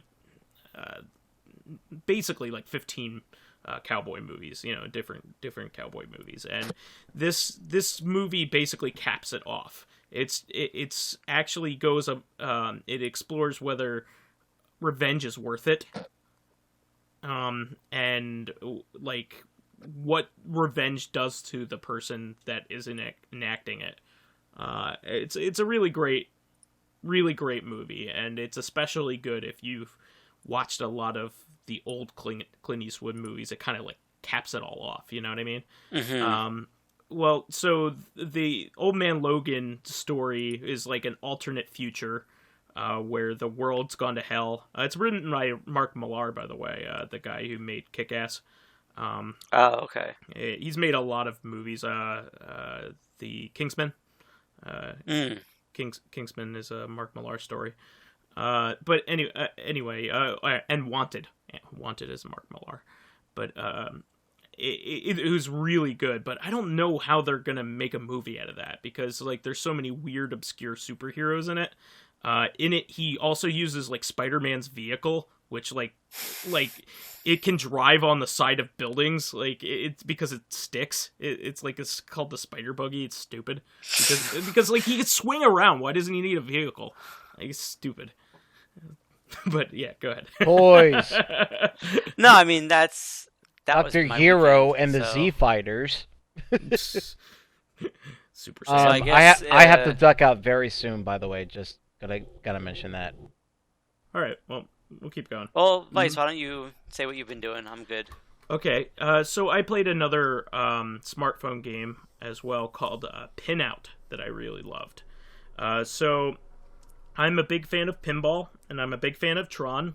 This is like a pinball game that looks like it is in the middle of Tron. Oh, nice. What's neat about it is it's kind of like an infinite runner. I don't know whether it's perpetual like that, but so you know how in pinball you can just you can hit up towards the next level of the pinball table. Like you know, there's stuff up top. Well, it just keeps going. So you have another table on top of a table on top of a table, and you basically have to get up you have to find the best route for your ball to go up, and then keep going, and you get more time for going to the next table. It's really good. There are mini games in it. It's a lot of fun. So any fans of pinball or anything like that into Tron aesthetic or Tron like music, it's a lot of fun. It hits all my buttons. It's just a really well crafted game. I love it so far. And you could buy the premium version for $2. Just do it. It's worth it. It's definitely worth your $2. That's for sure. Are your buttons left bumper, right bumper, and tilt? Actually, it's a touchscreen game. Joke ruined. There are no buttons at all. Fudge. Yeah. But anyway, that was actually that and Galaga Wars were the primary games that I played this week. But you guys know that I have been modifying my consoles. Every once in a while, I send out a console to be modded by somebody that I know. Quite regularly, yeah. Yeah, well, I've been doing it all this year, pretty much, and this is one of the last ones I think I'll do. There's only like 2 more that I'm considering doing. Most of the time, it's to get better video output out of them, so I can run it through my FrameMeister and play it on my television, my HD TV. So in this case, my Super Nintendo from my childhood had some imperfections. It had these weird diagonal lines that a Super Nintendo normally just doesn't have, and I am being picky, but I also wanted to have a better system with better output, just because I want it for broadcast purposes for when I start streaming. One of my friends owns a video game store, and he got in what's called an SNES Mini, or the second model of SNES. And that has potential to have the best video output of any of the Super Nintendos. So nice. I picked that up, but it doesn't do it right out of the box. You need to have it modified. And I got it modified very cheaply. I only had to pay $15 for the service. I had to pay for shipping, but $15 for a service that I couldn't do on my own is really neat. And it looks beautiful. I tested out Yoshi's Island because to me that's the best looking Super Nintendo game. Yeah, and it looks beautiful on my television. So I'm very happy with that mod. I also is it actually a higher resolution? It's not a higher resolution. So if you want to get technical, it has a higher capacity to transmit an analog signal based on its architecture. So it has a better looking analog signal at the same resolution. The resolution is 240p, just like all the other versions of the Super Nintendo. But it doesn't naturally do what's called RGB SCART, which is probably the best analog video format. There's coax is the worst, or one of the worst. There's stuff before that, but nobody really acknowledges it. And then there's composite, and then there's S-video component, and then there's RGB SCART, which is an obscure here in America European format, which has different signals that carry over the wires for the different colors that make up a picture. So it has RGB stands for red, green, and blue. And then it has a few different, it has what's luminance and chrominance and sync levels. So it makes sure that all the picture bits are in the right place when whatever it is interpreting it. So it's the best you can get before digital imaging. HDMI is digital, so you don't have any variation in how something looks. It's just ones and zeros. So it looks beautiful. I can't wait to show it off. It's really great. I played a little bit of Dragon Quest VII, but not enough to even get into a battle. But Dragon Quest VII notoriously has an hour and a half before you get into a battle. Yeah. So Jesus I don't feel bad Christ. about that. Yeah, I mean, Persona 3 kind of has that going too. But I did buy Xanadu Next, and I was very happy to do it. Yeah. So Steam finally got the release of Falcom's Xanadu Next, which was released by Xseed. And I'm really sorry to interrupt, but I need to call it quits for tonight. Thanks for having me on again, guys. It was a blast, and I look forward to doing it again sometime. And I do want to hear the rest of how this goes. So take care, Lotus, Vyse, and Pyro. I keep forgetting your moniker. Thanks a lot, Luminaire. Have a great day. Yeah, thanks for coming. Anytime. Take care, guys. See ya. So, unfortunately, Luminaire had to cut out here, but... now what are we going to do, Xanadu Next? But yeah, this is like a 10-year-old Falcom game that they, out of the kindness of their hearts and their own nerdery, decided to release, and it's a fantastic game. I haven't had a chance to play it yet, but it's one of Falcom's best games. It's really good. I think I beat it, if not almost beat it, in Japanese. There's also a fan translation too into English before this one was released, but I can't wait to play it. It also just to show you the age of this game. It did get a port in English. However, it was released on the Nokia N-Gage. Sweet. It was and understandably, it's a piece of shit port that can't even hold a candle to the real version. But I bought that, but I didn't get a chance to play it. As far as movies go, I got into Harmy's Despecialized Star Wars trilogy. I don't know what if you is guys that. Okay, so this guy, I believe he is Ukrainian. He's a guy named Harmy who decided that he wanted to make HD versions of the original Star Wars trilogy cuts on his own, since Disney and Lucasfilm weren't going to release them. So it's maddening. It's really cool because what he's done is he's gathered all these different sources. Like he's used pictures, different things as resources in order to make the picture look as good as he can.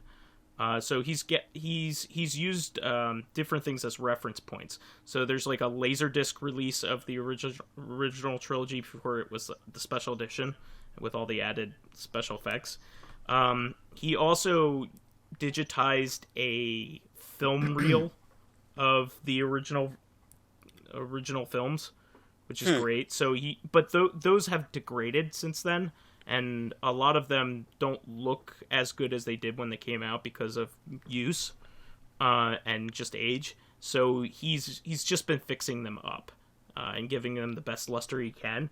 And he's also like came up with all these different like audio mixes too. So there's like the 2.0 mixes and there's a 5.1 mixes. And he's basing them all off of different sources, and it's just like a ton of work that he's done.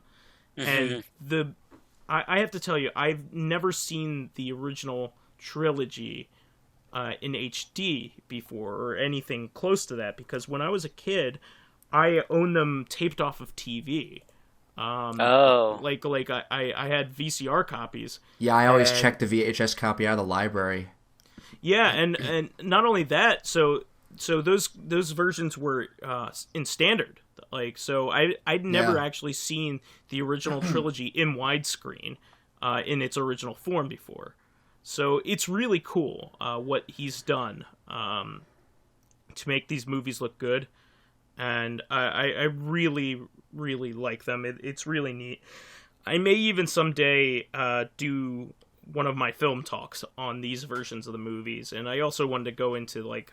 the controversy of not being able to get these versions, the cuts of these films, that somebody had to fan make them because the copyright holders just didn't want to do it. See, here's my whole take on it.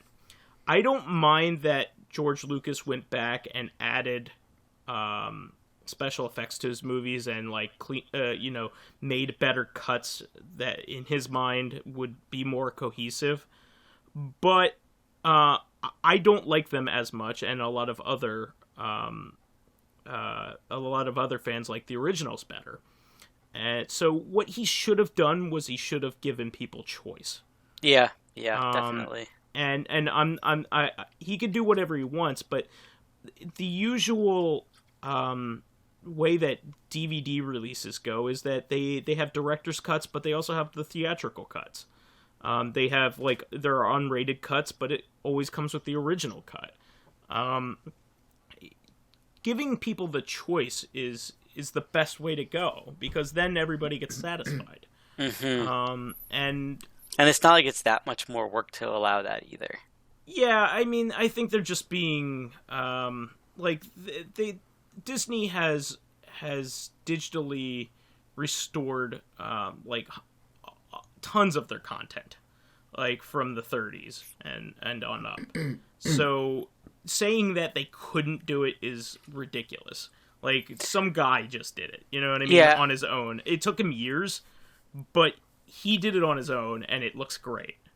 Yeah, I think with situations like Star Wars and Lucas, or like even some games with some choices that may have been made for elements to the games, it's really not that they can't allow for more choice for players, but they don't. They're so stuck in their vision that they don't see that other people might not want to play that way, kind of thing, or watch the movie that way. Yeah, here's the thing that I think some creators don't get. Well, I think a lot of creators get this, but Lucas just doesn't. So when a viewer of art takes in art, they are making their own version of it, their own interpretation of it. And they're also equating to how it applies to them. So therefore, every single person is taking that medium and making it their own just by looking at it and experiencing it. So therefore, it not only does the art form belong to the artist, but it also belongs to the audience. So I could see how you could be like, well, it's mine, therefore I'm going to do what I want with it. But I think that is incredibly short-sighted in seeing that, you know, these movies were hugely influential and have inspired like a huge industry to go around it, and it was a big part of people's lives and you know, what they've loved and discussed over the years. And Star Wars is just a big thing to a lot of people, and you are limiting their experience with it, and almost spitefully so. In fact, I think it is spiteful. I think he's I think he's willfully holding it because he's just like, well, no, F you. And I'll do what I want, and you'll like it. I think that's a terrible attitude to have towards your fans. I think it's stupid. It's really a shame it has to be that way, because I can't think of any other thing quite like that. I mean, the only thing I can think of is like Stephen King heavily modified his original Dark Tower book. However, not most people don't complain about it. A lot of people say that it was pretty much for the better. I haven't read the original version. Very few people had it. It's a very rare book, actually. I think there were only a few of them ever released. I think he just kind of released the original as kind of like a fan project, and then he went back and he fixed it the way he wanted it to be. But there are very few other things that are like this. Very few movies have like an original cut that you just can't watch anymore. I can't think of any. In fact, usually the cuts get improved over the time because of you know, when movies were originally released, they had a lot of corporate meddling when they were being made. So like for instance, the movie Brazil is a Terry Gilliam film. It didn't get the theatrical cut is not what Terry Gilliam wanted, and his cut is better. It just is. It's really dark, but it tells a good story. It gives it a good end. However, the theatrical version makes it all happy and happy. You know, it's not a happy movie, and was never meant to be. But that's what happened. You know, but when they release Brazil on Blu-ray, you get 5 different versions of it. Same thing with Blade Runner. There are 5 different versions of that in one set when you buy it. So I think it's really crummy to have, you know, geez, you could even sell more copies of it that way. You could have because the people special who wanted edition different copies, the different versions of the movie. You could have the special edition copies over here, and you could have the original copies over here, and then, you know, I don't know why you wouldn't want to do that, but it's one of those, like, I'm rich, I get to do whatever I want. I think it's crummy. But that's my soapbox moment. So to me, I think the legality of that kind of thing is dubious. I mean, they say, hey, you should own the Blu-rays of the special editions of the movies to make this a legitimate download. But I mean, really, nobody should have it. But I'm on the side of the art in this case. You know, I'm all for supporting the industries that I love. But when something's not available at all, it should be available, especially something that's culturally relevant like that. So I don't really have much of a problem with people downloading this. So I think it's really neat and something that people should experience. So I also attended an orchestra event over the weekend, yesterday in particular, after the wedding that I went to. And You got married. Congratulations. Whoa. Yeah, nobody would believe that. Oh, by the way, speaking of that kind of thing, I meant to tell everybody last week that I had gone to a Match.com event in Philadelphia that I thought was kind of a neat idea. Mm-hmm. It was a ghost tour of Philadelphia, so you would go around and hear different ghost stories from a guide, and you would get to mingle with people that were also looking, for somebody.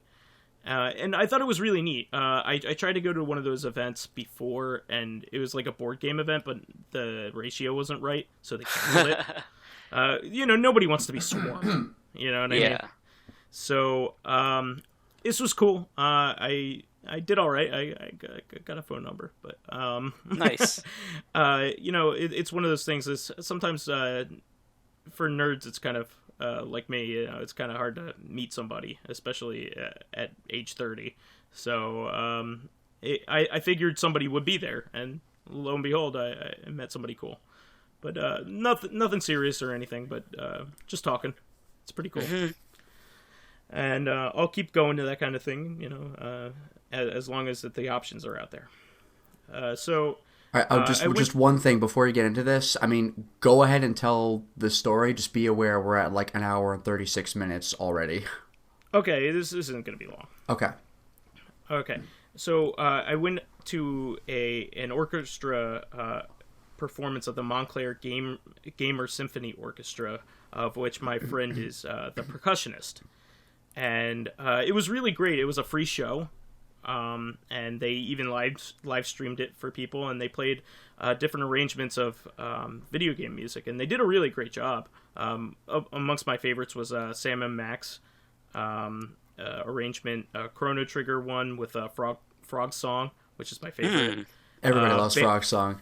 Yeah, Banjo-Kazooie's main theme, and they had like kazoos and banjos. It was awesome. That's it was clever. really That's cool. pretty awesome. And they also had a Castlevania one. In fact, the Castlevania arrangement was arranged by the current mod of the Castlevania Dungeon, like an old website that I used to go to, and my friend Kurt Collada started way back when. Now he's into Hardcore Gaming 101, but it's pretty neat.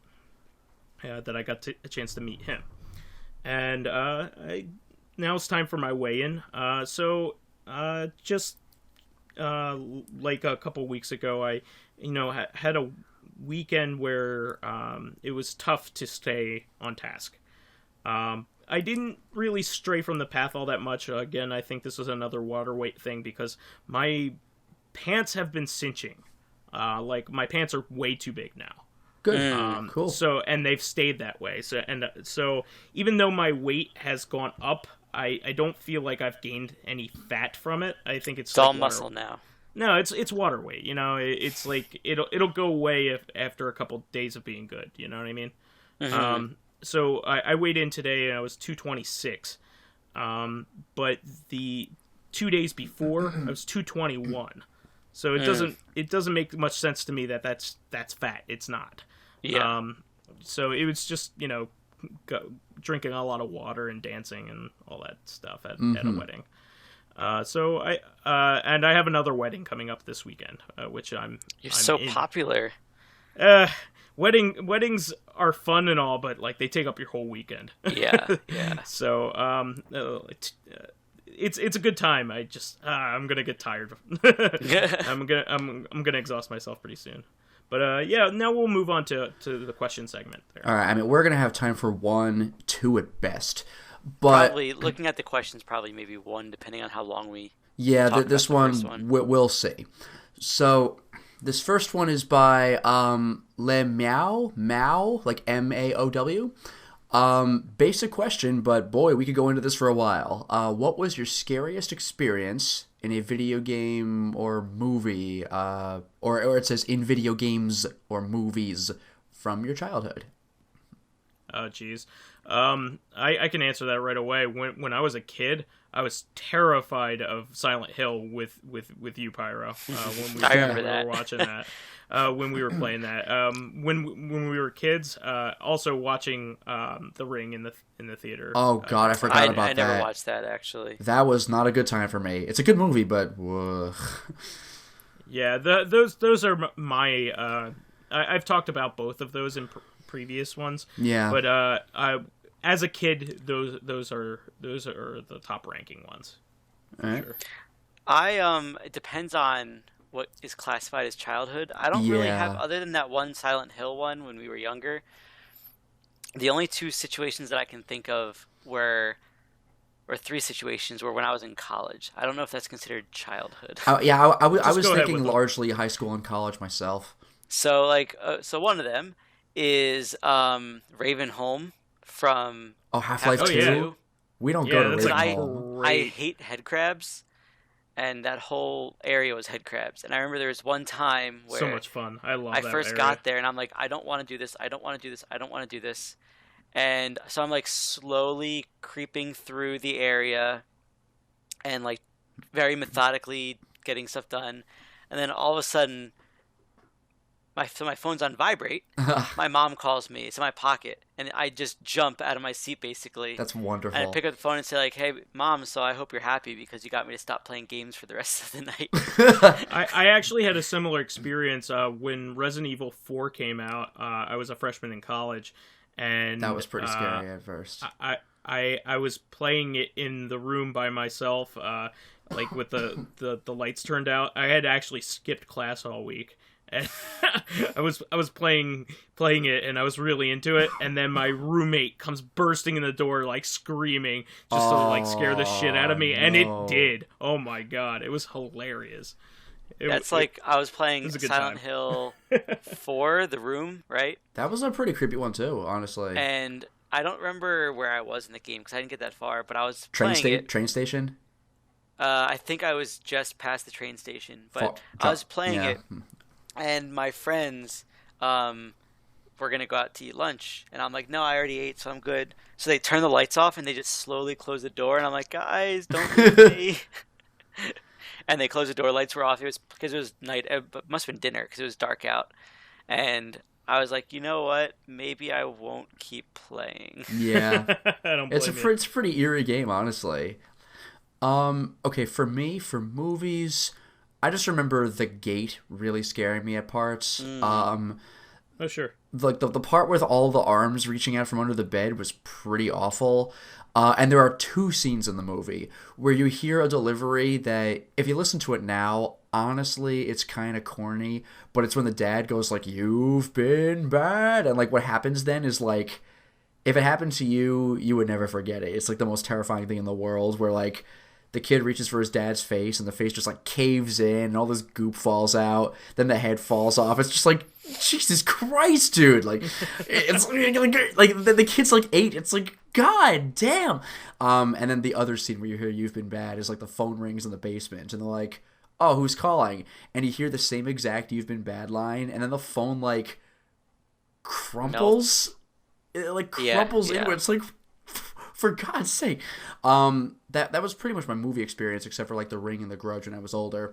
The Grudge was, I mean, that... Yeah, The Grudge would have been my movie. That managed to scare the living daylights out of us when we were watching it at like 2 in the afternoon, like on a TV, like not in the theater. And everything was bright. And we were like, I was dumb enough to watch it in my room alone at night. Oh, you fool. And then try to go to bed and realize that's not a good idea. See, no. The Ring, the part that actually scares me the most is the actual Ring video part. That bothered me, but the prologue got me. Yeah, I'm not as much scared at the rest of the movie, but the student film of like the black and white stuff, just like that was freaky. Kinds of weird junk happening in it, and like fingernails like being ripped off and stuff terrible. like that. I hate that kind of shit. And I found it disturbing, but probably the scariest part of the movie for me was admittedly a bullshit jump scare. But when it was talking about, oh yeah, that one girl was found dead later, and it cuts to her like in the closet with like the gray that that at the beginning, I was, what whoa. Like, what was effective about that jump scare was that nothing led to it. It's not like the camera's getting closer, something's gonna happen. You have no idea it's coming. Yeah, they're like two women talking in the kitchen in broad daylight about like, hey, did you hear that thing that happened? Cut, and you're like, ah! It was the worst. No, that one got me too. That was horrible. I'm just gonna like give you an idea of how this movie traumatized me. Like I came out of the theater thinking it was great, that it scared me, but I was still scared. You know, it was just like one of those things. And when I came home, it was still it was a Sunday night. I'd come home with one of my friends, and every reflection that I saw out of myself, in the corner of my eye, just freaked me the hell out. Like I was downstairs, and you know how the windows are like all like they're all your chest height in my downstairs. So like when I'm walking by the windows, I just see my reflection in the windows. It's just like, ugh. And it's like above you. What's that over there? Oh, it's me. That sucks, dude. Actually, I almost had something similar, not with reflections, but I play a lot of horror games, but and I do get scared by them, but when I turn them off, it's over. The first video game to ever genuinely make me like afraid to play it at night was the first Fatal Frame. It's not even like a particular moment, just that game got to me. Maybe The Blind Ghost. That was the first game where when I played scary as shit. It was one of those situations where like, okay, it's finally time for me to go to bed at midnight or 1 or whatever, and then I'm just like nervously kind of rushing up the stairs, and like it's one of those things where like you're a little kid where it's like my room is safe for some reason, you know. It's like one of those deals. I'm like, better get under it under the blankets. Exactly. It's like how do I get from downstairs to where I sleep? Like it's just one of those situations. As for video game things that specifically scared me though, the first horror game I ever played was Resident Evil Remake. That got me multiple times just because I wasn't really prepared for survival horror yet. I didn't know what to expect at all. There was Eternal Darkness, the famous bathtub jump scare. Actually, Resident Evil 4 had a wonderful moment. The first time you encounter the Regenerator, that was horrible. Oh, yeah, that was awesome. And what got me, though, was that, you know damn well it's coming. Like you see the body on the table, and you're like, well, he's getting up. Especially because if you target him, your laser pointer actually develops a little dot at the end, because normally it doesn't. Sure. It's just a beam. But if you find something that you can target, it turns into a little dot at the end. You get a little bead, and I got the bead in the body. I'm like, I could shoot it, and I shot it and nothing happened. And I'm like, okay, he'll be back later. So I leave the room, I do a puzzle, and I come back, and I'm waiting for him to come out of his room. What I did not realize is that he was already out and about at the door to where I was just leaving. So he has a few attacks, but only one of them is cinematic, where he grabs you, and it does this thing where the camera zooms into his mouth when he opens it, prepares to bite. And I was just so taken back by this, it just freaked me out. A couple other good moments where, I guess I have 3 other moments. One of them is probably not something you expect. 2 of them are from Silent Hill 3. In Silent Hill 3, there's this one room in a department store where I don't even think you need to enter the room. Maybe you do. Maybe there's something you grab off a bust or something, and then you kind of go around the corner to where the bust is off screen, and you go around this shelf, and there's some ammo in there or whatever. And when you go in there, you hear like thump, and it's like I didn't realize until later it's the sound that actually I think you make when you die. But all of a sudden I hear this scream and a thud, and I had no clue. Like, that scared the daylights out of me. And it turns out it was the bust's head falling off. But it was just like, whoa. Another Silent Hill 3 moment was in the hospital, where this might be the only time in the entire Silent Hill series where monsters just straight up spawn, where you're looking down a hallway, and there's very obviously nothing in front of you. And so you just keep walking, and all of a sudden nurses spawn behind you. But off camera, so you don't even know they're there, except that the nurses in Silent Hill 3 do like this heavy breathing, like so all of a sudden you hear it like really loud because it's just kind of behind the camera, that Yeah. got me real good. It's pretty great. Because there's like 3 of them, so it like stacks the sound. And I'm like, Silent Hill 2 kind of also had a moment where there's a couple bathroom scares in Silent Hill games. One of them, you knock on a closed door, and you're like, I guess no one's in there. Like, duh, idiot. And then when you walk away, you hear a really loud knock back. And you're like, Jesus.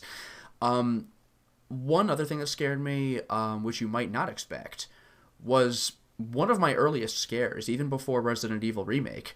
This isn't even survival horror. It's Castlevania 64, of all things in the world. And there's a good reason for this, because I was thinking it would follow Nintendo logic, and it didn't. There's this one part of the game where you're in a hedge maze, and you see these 2 statues of dogs, red and blue, and you're like, I wonder what's going to happen. And as you go through the maze, they follow you. What's really annoying is that you can kill them, but you don't kill them. They're like the red skeletons in Castlevania. You can, quote, kill them, but then they get back up. So they're just really more annoying than anything else. So, alright. There's also a Frankenstein's monster. That's the monster's appearance. With a chainsaw. Yeah, like, the monster appears in most Castlevania games, and here he is in this one. It's actually pretty clever, because if his idle animation thing is he's using the chainsaw to, like, trim the hedges, which I thought was kind of clever. So he sees me and starts chasing me. And he's not that scary either. It's just like, oh, geez, I'm being pursued by these things. So there was one part where I needed to get to a certain area, but they are totally blocking me. So I figure I'll use the Legend of Zelda logic, where I'll leave via a wrong exit and come right back in, and the enemy's positions will reset. But they didn't reset. So, you know, I go right back in the room, and he's right there. It scared the crap out of me. I'm like, oh no! Like, I walk right into, like, Chainsaw Frankenstein's monster. It was the worst. I still remember that to this day, obviously. So that was a good time. I thought of another one, actually, which was the eel in the Super Mario 64 underwater that scared stage. the crap out of me. Because the funny thing is about me that I don't know if I've mentioned it to you before, but even though I swam and I'm like, I feel comfortable in the water, I hate underwater stages in video games. Oh, I could see that. They're potentially nightmarish, dude. Like, anything big that knows what it's doing under the water is absolutely terrifying. Mm-hmm. Absolutely. Like, it's horrifying. No, I agree. Even in Shadow of the Colossus, before you realize it's not that scary, but like you see this gigantic Colossus, like underground electric eel, and before you know what its attacks are, like it doesn't have teeth or anything, but like you're swimming in the middle of this giant lake, and you just see this large snake-looking thing, and it's way below you, so you know it's way bigger. You're just like, oh shit! Like, and the thing is, you have to fight it, so you gotta stay. And it's like, oh no. And it's not actually scary at all, but you don't know that when you're starting. Yeah. I think we answered that one. Yeah. Oh, and honorable mention, piano from Mario 64. Oh yeah, definitely. Hey, look, there's a red coin. Oh, it's the one invincible enemy of the game. Or I don't know if it's the one invincible, but it's, yeah, you don't expect that. I guess sure. the only other question, this one will be quicker. This is by School Filmer. Have any of you... Well, there are 2 questions in a row, but one of them is quick. Have any of you played any of the Mystery Dungeon games? And not just Pokemon Mystery Dungeon, like Shiren the Wanderer, Torneko no Daiboken, and then Pokemon Mystery Dungeon. Have you played any of those? No, I have not. I have. I played the Pokemon one. I played the Chocobo one. There's a Final Fantasy one. Oh, yeah. And I played Azuna, I think it was called.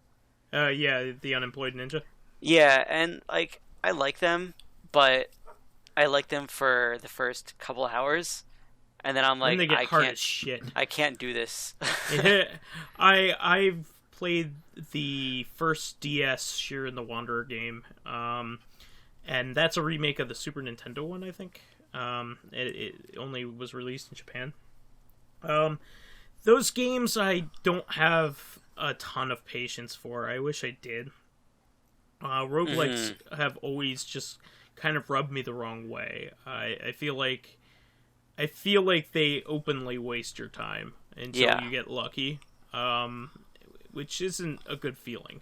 But yeah, and it's like I don't mind roguelikes, but these seem to just take. I mean, I guess they are technically just roguelikes, but they take it to the level where if I screw up, even just accidentally, and I've lost, and then I lose so much progress, I'm like, nope, I'm not doing this anymore. Yeah, it just feels like a slap in the face. Yeah. On the other hand, I do love watching people play them. For instance, I like watching Game Center CX, and one of my favorite episodes, it's actually a two-parter, is where he plays Shiren the Wanderer, and that's a lot of fun.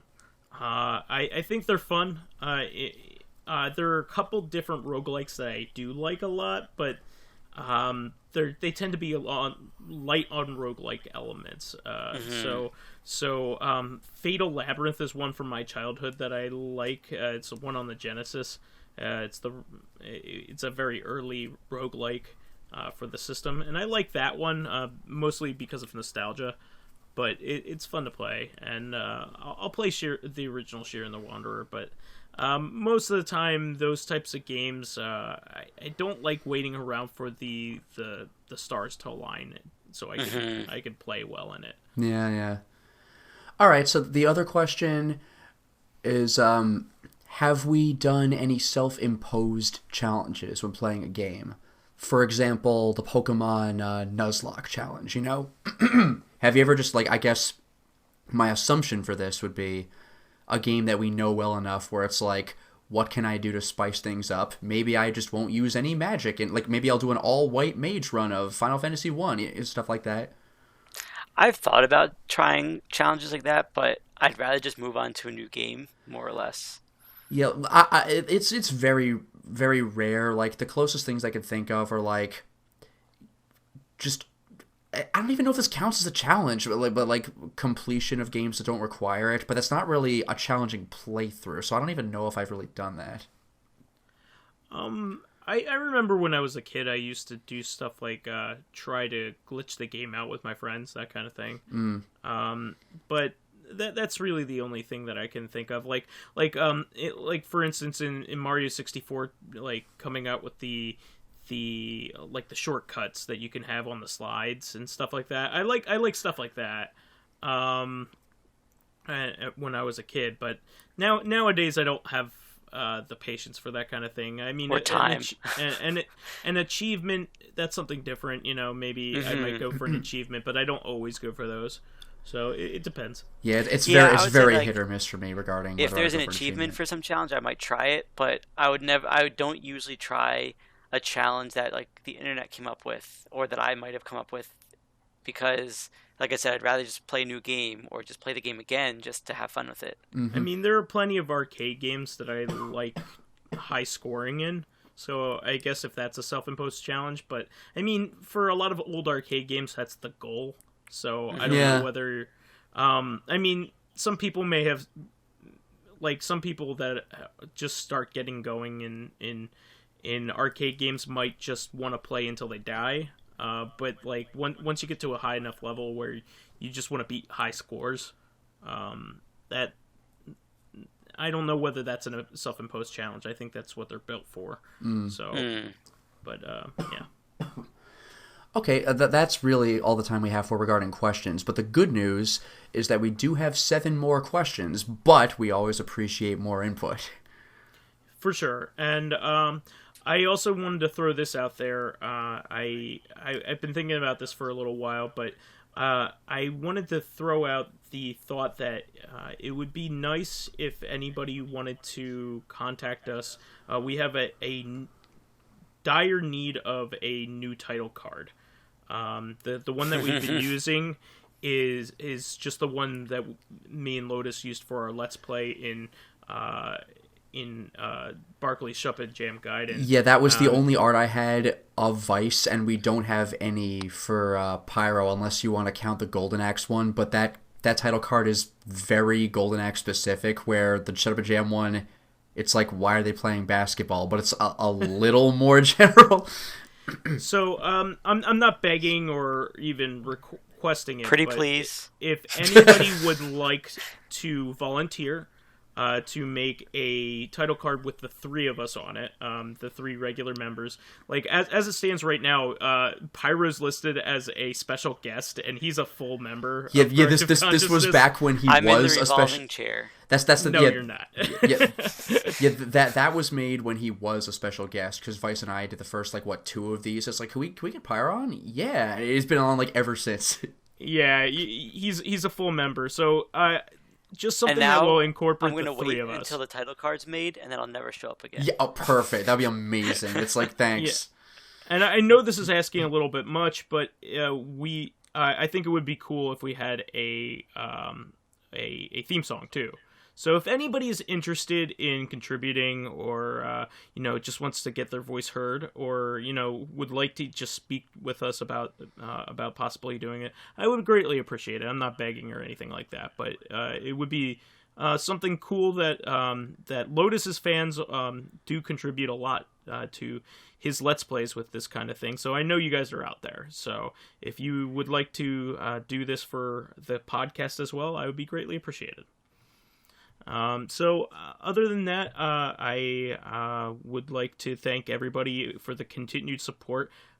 Everything's been super, super positive. I really want to thank everybody for following us, and it seems to be even getting more endearing as time goes on. People seem to really be clicking with our format.